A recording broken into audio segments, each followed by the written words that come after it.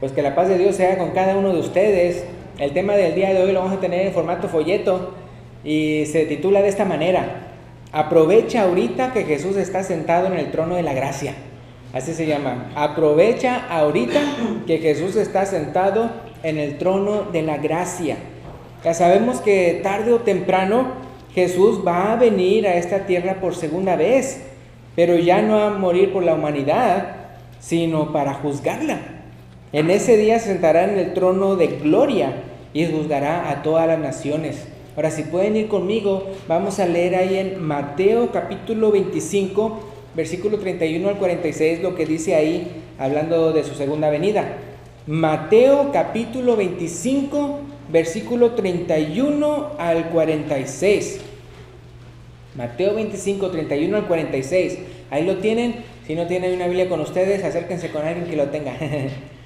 Entonces dice así: cuando el Hijo del Hombre venga en su gloria y todos los santos ángeles con él, si se fija, vea que es la segunda venida, entonces, ¿qué va a pasar? Se sentará en su trono de gloria. Versículo 32. Y serán reunidas delante de él todas las naciones, y apartará los unos de los otros como aparta el pastor las ovejas de los cabritos, y pondrá las ovejas a su derecha y los cabritos a su izquierda. Entonces el rey dirá a los de su derecha: venid, benditos de mi Padre, heredad del reino preparado para vosotros desde la fundación del mundo. Porque tuve hambre y me disteis de comer, tuve sed y me disteis de beber, fui forastero y me recogisteis, estuve desnudo y me cubristeis, enfermo y me visitasteis, en la cárcel y vinisteis a mí. Entonces los justos responderán diciendo: Señor, ¿cuándo te vimos hambriento y te sustentamos, o sediento y te dimos de beber? ¿Y cuándo te vimos forastero y te recogimos, o desnudo y te cubrimos? ¿O cuándo te vimos enfermo o en la cárcel y vinimos a ti? Y respondiendo el rey les dirá: de cierto os digo que en cuanto lo hiciste a uno de estos mis hermanos más pequeños, a mí lo hicisteis. Entonces dirá también a los de la izquierda: apartaos de mí, malditos, al fuego eterno preparado para el diablo y sus ángeles. Porque tuve hambre y no me disteis de comer, tuve sed y no me disteis de beber, fui forastero y no me recogisteis, estuve desnudo y no me cubristeis, enfermo y en la cárcel y no me visitasteis. Entonces también ellos le responderán diciendo: Señor, ¿cuándo te vimos hambriento, sediento, forastero, desnudo, enfermo o en la cárcel y no te servimos? Entonces le responderá diciendo: de cierto os digo que en cuanto no lo hicisteis a uno de esos más pequeños, tampoco a mí lo hicisteis. E irán estos al castigo eterno y los justos a la vida eterna. Ahora, no podemos negar, ¿verdad?, que esta es una de las varias ocasiones en que en la Biblia describe juicios. Ahora, ahorita no vamos a hablar de todos los juicios que menciona la palabra de Dios. Hoy en la noche vamos a hablar algo de eso. Hoy en la noche a las 6. Entonces, si quieren escuchar de eso, pues vengan a las 6. Pero ya después, si podemos, tal vez después lo ampliaremos o lo pondremos en un folleto. Pero es muy interesante cuando uno ve los diferentes juicios que se menciona en la palabra de Dios. Pero aquí podemos ver, ¿verdad?, que cómo las acciones de estas personas claramente, ¿verdad?, daban a entender, ¿verdad?, si eran realmente personas amorosas o no, ¿verdad?, para con su prójimo. Y como dice estos hermanos más pequeños, y que dice: me lo hicisteis a mí. Se acaban como cuando también el apóstol, cuando Saulo, ¿verdad?, antes de ser apóstol, que estaba persiguiendo a la iglesia, y que Jesús dice: Saulo, Saulo, ¿por qué me persigues? Si se fijan. Entonces uno puede ver, pero como lo que aquí queremos enfatizar esto, si se fijaron al principio de lo que acabamos de leer, ahí en el versículo 31 en adelante, fíjense cómo dice: cuando el Hijo del Hombre venga en su gloria y todos los santos ángeles con él, entonces, ¿dónde dice que se va a sentar? Se sentará en su trono de gloria. Entonces, cuando es el trono de gloria se refiere, es un trono ya para hacer juicio, Entonces, en ese día que Jesús esté sentado en su trono de gloria, no habrá oportunidad para el arrepentimiento, no habrá oportunidad para rehacer tu vida. Y ya entonces, no, o sea, ya fue demasiado tarde. Ya cuando se siente en su trono de gloria, es porque el periodo de la gracia ya terminó. Y entonces ahorita ya estás enfrente de Él y vas entonces ver, ¿verdad?, qué fue lo que hiciste. Entonces, este momento, ¿verdad?, lo quiero aprovechar para animar a cada uno, ¿verdad?, cada uno de los que todavía no ha entregado su vida a Jesús, que lo hagan hoy, ¿verdad?, porque nadie sabe de cuándo va a regresar. Entonces, bien importante, ¿verdad?, que de una vez, o sea, no se esperen a que Él venga y se siente en su trono de gloria, porque eso ya es demasiado tarde. Entonces, por eso, como decimos ahí en el título, ¿verdad?, aprovecha ahorita que Él se encuentra en el trono de la gracia. Entonces, ¿verdad?, ahora, como acabamos de leer, no se trata de solo decir, sí, lo acepto, ¿verdad?, es mi Señor, sino que se trata de realmente entregar nuestras vidas a Él y amarlo a Él con todo el corazón y a nuestro prójimo como nosotros mismos. Acuérdense que ese es el primer y segundo mandamiento, ¿verdad?, y cómo con eso, ¿verdad?, uno cumple la ley y los profetas. Este amor genuino, ¿verdad?, por los necesitados queda claramente, ¿verdad?, visualizado, evidenciado en la iglesia primitiva. Esos primeros creyentes que obedecieron el Evangelio. Vamos allá, Hechos capítulo 2, versículo 44 al 46. Hechos capítulo 2, versículo 44 al 46. O sea, si fijan cómo, o sea, ellos aprovecharon, ¿verdad?, el periodo de la gracia. Ellos aprovecharon que ahorita que Él estaba sentado en el trono de la gracia, para ellos arrepentirse y bautizarse y perseverar, ¿verdad?, junto con el resto de la iglesia. Pero vemos, ¿verdad?, que las acciones, ¿verdad?, entre ellos mismos eran de mucho amor. Entonces fíjense, Hechos 2, 44 al 46, lo dice de esta manera: todos los que habían creído estaban juntos. Ahora el contexto da a entender que como ya habían recibido su palabra y se habían bautizado, y eran como 3,000 personas, los que se habían bautizado. Dice, todos los que habían creído estaban juntos y tenían en común todas las cosas. ¿Se fijan? Versículo 45, y vendían sus propiedades y sus bienes y lo repartían a todos según la necesidad de cada uno.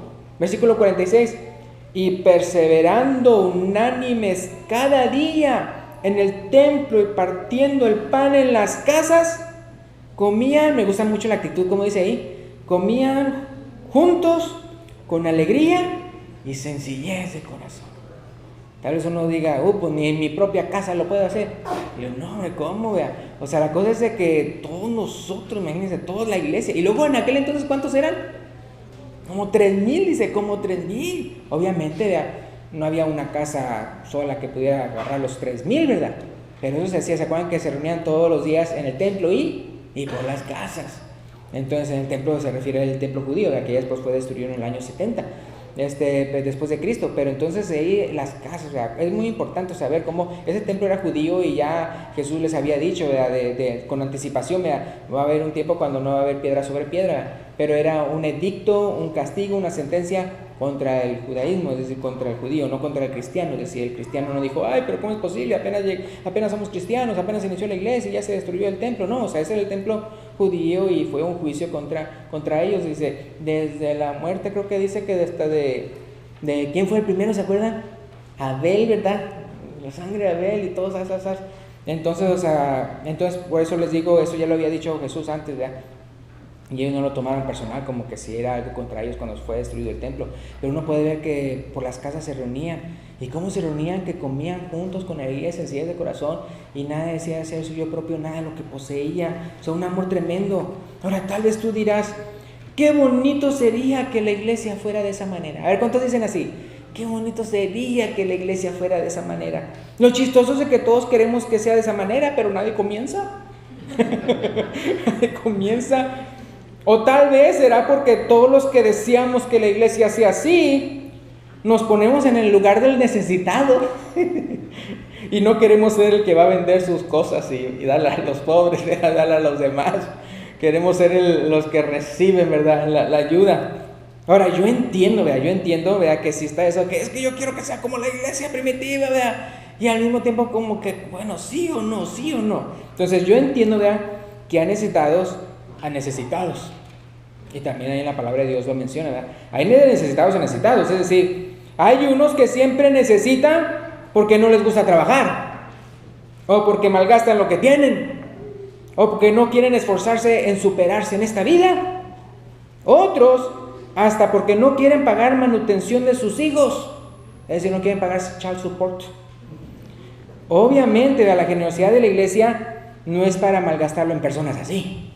Obviamente no lo estaban malgastando así en la palabra de Dios. Yo no voy a ir a todas las citas donde sí se menciona, vea, quiénes son los que se debe, quiénes son los que se no. ¿Se acuerdan cuando menciona Pablo a Timoteo acerca de las viudas y cómo hasta tenían sus reglas y todo eso, para cuál sí y cuál no, para realmente ayudar a la que realmente lo necesita? Ese era el punto. Entonces, obviamente la generosidad de la iglesia no es para malgastarlo en personas así, sino en verdaderos hermanos de Cristo con verdaderas necesidades, como ya vimos en Mateo 25 y como ya vimos en Hechos 2. Y en parte ya somos así, me refiero como Hechos 2, y en parte ya somos así, porque sé que hacen actos de generosidad aquí en la iglesia sin tocar trompeta. O sea, yo sé que realmente uno dice, ay, qué bueno fuera que la iglesia fuera así, y en parte ya lo somos. Lo que pasa es que somos discretos. A veces hay un hermano que dice, ay, no se le ha ayudado a fulanito, manito, y tal vez ya se le ha ayudado, lo que pasa es de que se le ha hecho de una manera discreta. Entonces sí es muy importante saber eso, que en parte ya somos así, nada más que como no se ve así muy públicamente, ¿verdad? De que enfrente de todos, y a ti te doy, hermano, que usted necesita, y a ti te doy, hermano, que esto necesita, y a ti, o sea, tal vez no hacemos eso en público, pero que sí se reparte necesidades, sí. Digo, no que se reparte necesidades, sino se cubren necesidades. Pero creo, ¿verdad?, que podemos hacer un mejor trabajo. Mira, creo que lo que nos falta hacer es ser más desprendidos de nuestras posesiones y ser más atentos y solícitos a las necesidades de la iglesia. Hablando, ¿verdad?, de ser desprendidos, y lo que Jesús le dijo a sus apóstoles que iba a suceder cuando Él regresara a la tierra. Miren lo que dice Mateo 19. Mateo capítulo 19, versículo 27 al 29. Mateo 19, versículo 27 al 29. Fíjense lo que dice. Mateo 19, comenzando con el versículo 27. Dice, entonces respondiendo Pedro le dijo, he aquí, o sea, le está diciendo a Jesús, he aquí nosotros lo hemos dejado todo y te hemos seguido. ¿Qué pues tendremos? Y Jesús les dijo, de cierto os digo que en la regeneración, si se fijan, la regeneración, o sea, cuando Él venga, cuando el Hijo del Hombre se siente, y otra vez vuelve a poner la frase, se siente en el trono de su gloria, vosotros que me habéis seguido, también os sentaréis sobre 12 tronos. Ahora, aquí específicamente está hablando a los apóstoles, para juzgar a las 12 tribus de Israel. Y cualquiera que haya dejado casa, su hermano, su hermana, su padre o madre o mujer o hijos o tierras por mi nombre, recibirá 100 veces más y heredará la vida eterna. Ahora, me gustaría asumir que quedó bien claro lo que Jesús quiso decir, pero no puedo negar que no faltará el que diga, entonces ¿puedo abandonar a mi mujer y a mis hijos y deshonrar a mis padres y Dios me va a premiar por eso? Digo, por el que se pueda malentender el versículo 29. Y luego, obviamente, Jesús no va a galardonar a nadie por abandonar sus responsabilidades que tiene como padre, hijo o esposo, sino que va a recompensar a los que no usaron su familia o sus propiedades como pretexto para no servir a Cristo.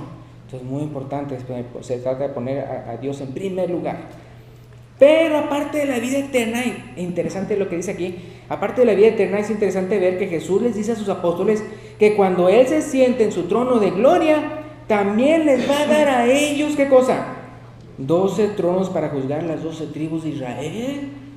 Ahora tal vez te preguntarás, ¿y qué del resto del mundo? ¿Quién los va a juzgar? Pues fíjate que el apóstol Pablo, que es el apóstol a los gentiles, Pablo da a entender que los cristianos juzgaremos al mundo y aún hasta los ángeles. Ahora, ¿quieren leer esa cita? Primera de Corintios 6, 2 y 3. Primera a los Corintios capítulo 6, versículos 2 y 3.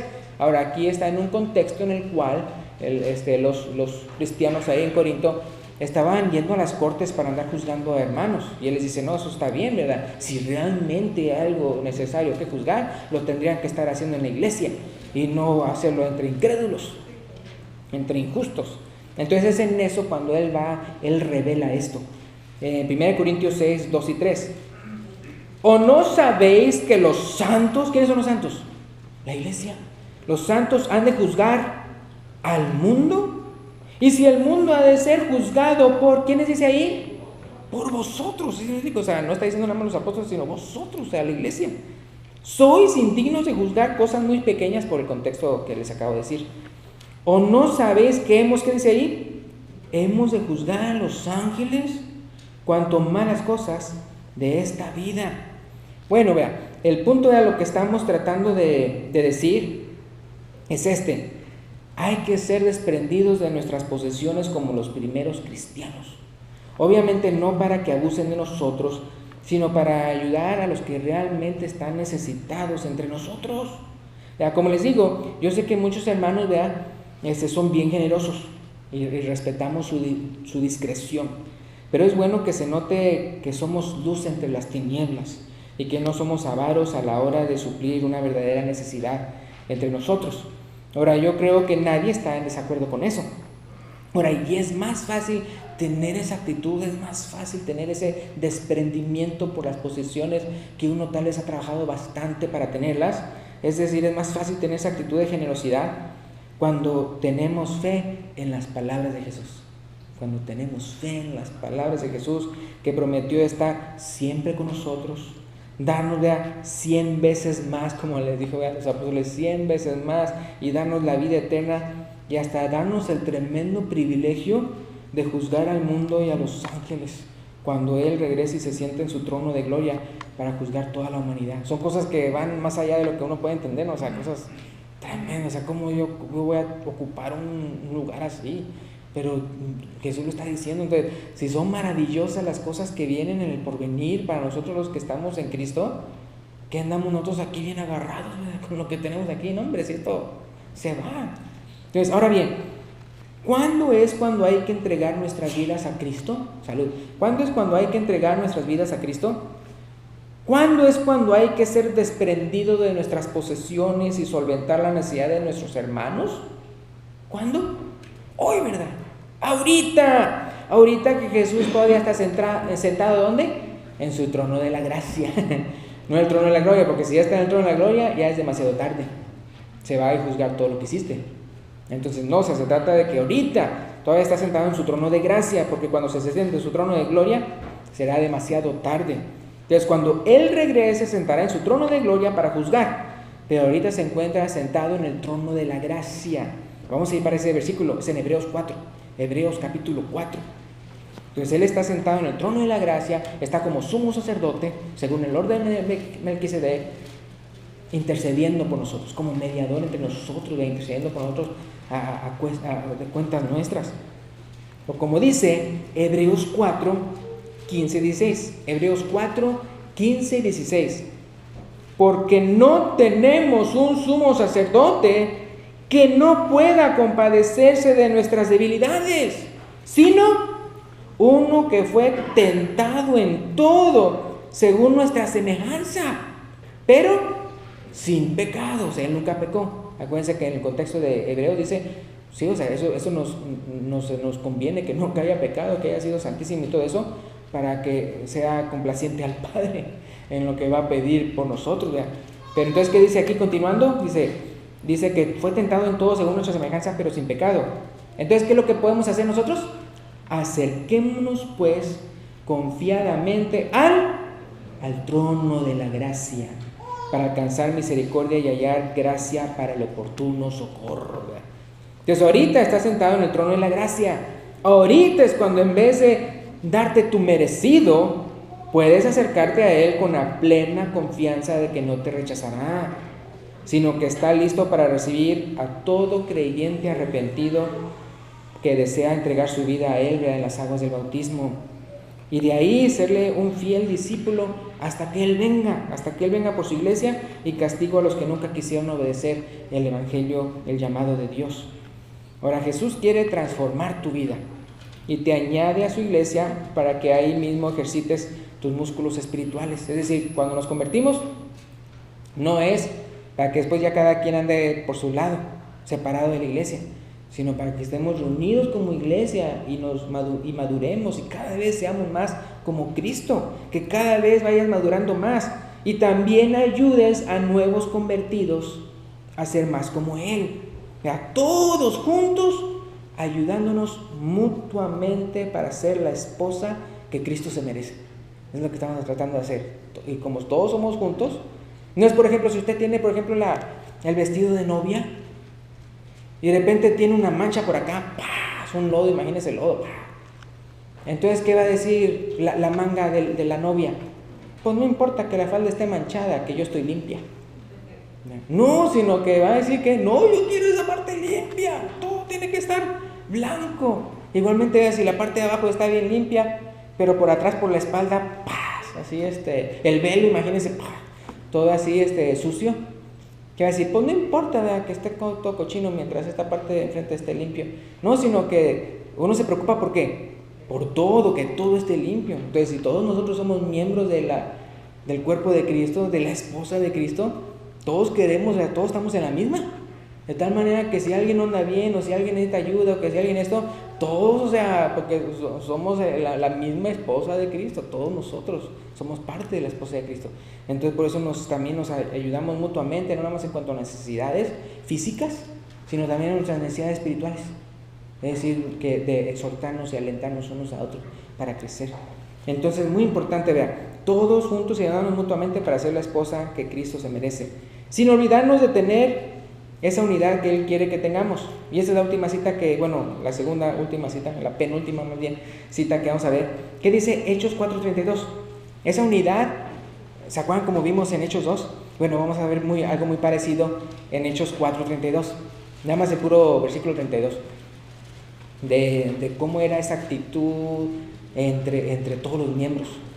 Hechos 4:32 describe esa unidad así: y la multitud, ¿sí la tienen?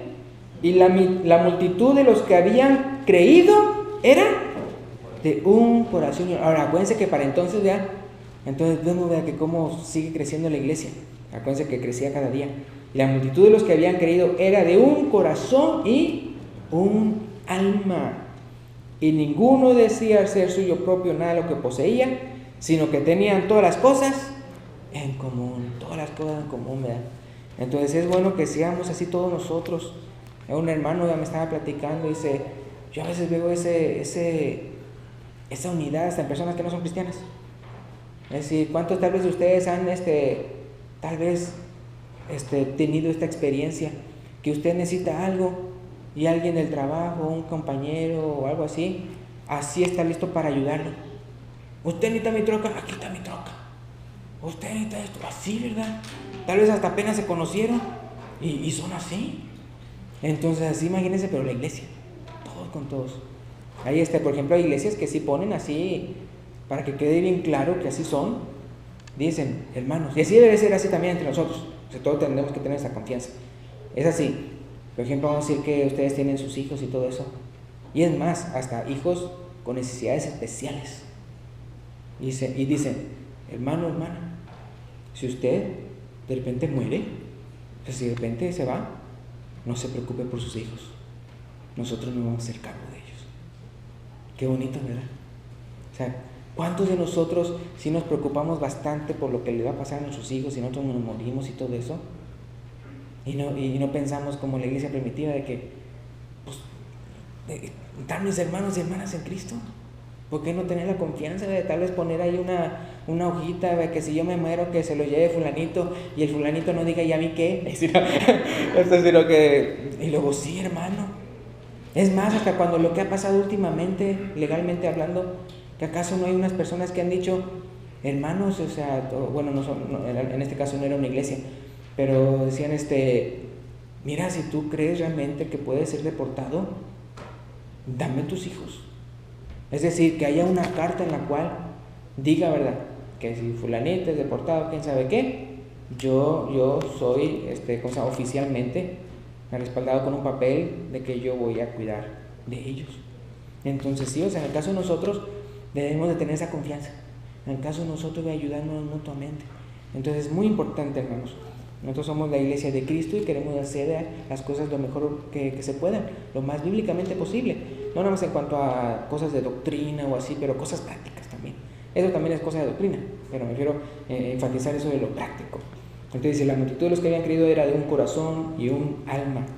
Entonces ya para terminar, otra vez en Hechos 22:16, ya para terminar, este llamado es para los que todavía no son parte del cuerpo de Cristo.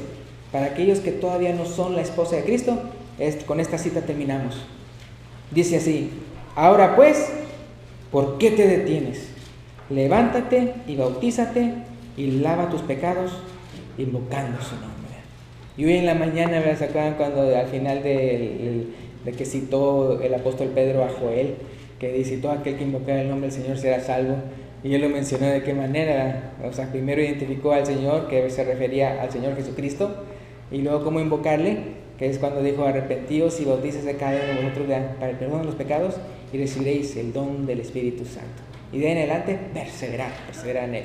Gracias, Dios les bendiga. Pues si hoy quieres entregar tu vida al Señor, bienvenido a la iglesia de Cristo. Si quiere entonces usted pasar al frente cuando el hermano se lo indique, lo puede hacer para que nos diga su decisión. Gracias, Dios les bendiga.